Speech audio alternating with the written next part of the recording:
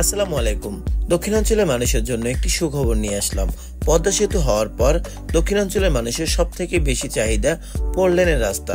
খুব শীঘ্রই ফরিদপুর টু বরিশাল এবং বরিশাল টু কুয়াকাটার 4 লেনের রাস্তার কাজ শুরু হতে চলেছে।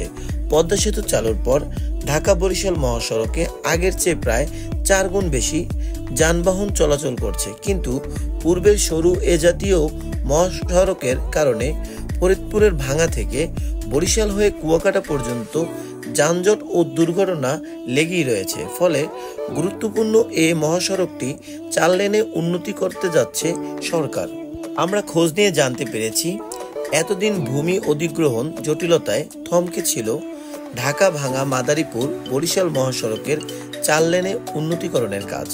দেশের অন্যতম গুরুত্বপূর্ণ এ মহাসড়ক 4 লেনে উন্নীত হলে কমবে দুর্ঘটনা, বাড়বে দক্ষিণাঞ্চলের মানুষের জীবনযাত্রার মান।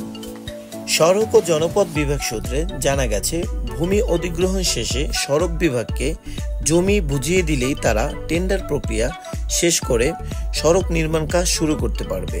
তবে এতদিনে মহাসড়কের মাদারীপুর অংশের ভূমি অধিগ্রহণ করা হলেও বরিশাল অংশের ভূমি জেলা প্রশাসকের কার্যালয় অধিগ্রহণ শেষ করতে না পারায় থমকে ছিল গুরুত্বপূর্ণ এ প্রকল্পের কাজ। পদ্মা সেতু চালুর মধ্য দিয়ে দক্ষিণ পশ্চিমাঞ্চলের 21 জেলার 3 কোটি মানুষকে যুক্ত করেছে ঢাকা সহ দেশের অন্য সব অঞ্চলের সাথে। পদ্মা সেতুর সাথে ঢাকা থেকে ভাঙা পর্যন্ত 55 কিলোমিটার এক্সপ্রেসওয়ে নির্মাণ করা হয়েছে।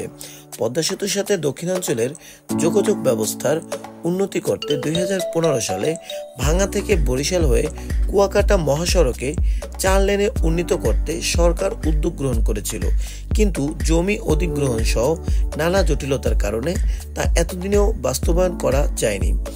অবশেষে প্রধানমন্ত্রী শেখ হাসিনার আন্তরিকতায় পায়রা বন্দর, কুয়াকাটা সমুদ্র সৈকত ও দক্ষিণাঞ্চলের বাণিজ্যকে মাথায় রেখে এবার 4 লেনের মহাসড়কের জন্য ইতিমধ্যে বেশিরভাগ জমি অধিগ্রহণ করা হয়েছে। প্রকল্প দ্রুত বাস্তবায়নের জন্য সরকারের পক্ষ থেকে কঠোর নির্দেশ রয়েছে এবং এই প্রকল্পের পাশাপাশি বরিশালে রেল যোগাযোগ ব্যবস্থা আনার জন্য সরকার চেষ্টা চালাচ্ছে।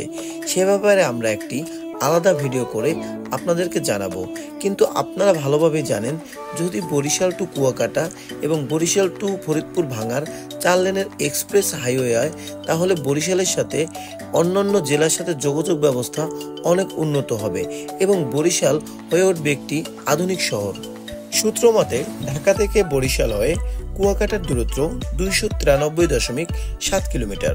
পদ্মা সেতু চালুর পর ঢাকা থেকে কুয়াকাটা যেতে সময় লাগে 6 ঘন্টা, কিন্তু বর্ধিত যানজটের চাপে ও ভাঙা থেকে কুয়াকাটা পর্যন্ত সরু মহাসড়কে যানজট থাকায় সেই সুফল মিলছে না, যে কারণে প্রধানমন্ত্রী শেখ হাসিনার আন্তরিকতায় জাতীয় এই মহাসড়কটি 4 লেনে উন্নীত করা এখন সময়ের ব্যাপার মাত্র।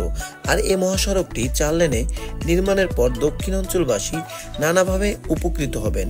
একই সাথে পায়রা সমুদ্র বন্দরে আমদানি ও রপ্তানি বাণিজ্যে আরও গতিশীলতা আসবে। ফরিদপুরের ভাঙা থেকে মাদারীপুর হয়ে বরিশাল দিয়ে পটুয়াখালী কুয়াকাটা পর্যন্ত জাতীয় মহাসড়ককে 4 লেনে উন্নতি করার উদ্যোগে বর্তমান আওয়ামী লীগ সরকারের একটি জনবান্ধব মহা উদ্যোগ, যা প্রধানমন্ত্রী শেখ হাসিনার হস্তক্ষেপে এগোচ্ছে। পদ্মা সেতুর পর ভাঙা থেকে কুয়াকাটা পর্যন্ত মহাসড়কটি 4 লেনে উন্নতিকরণ করলে তার মধ্য দিয়ে দক্ষিণাঞ্চলবাসীর জন্য এটি হবে আরও একটি মাইলফলক। তো সবাই ভালো থাকবেন, সুস্থ থাকবেন এবং লাইক এবং সাবস্ক্রাইব করে আমাদের পাশে থাকবেন। আল্লাহ হাফেজ।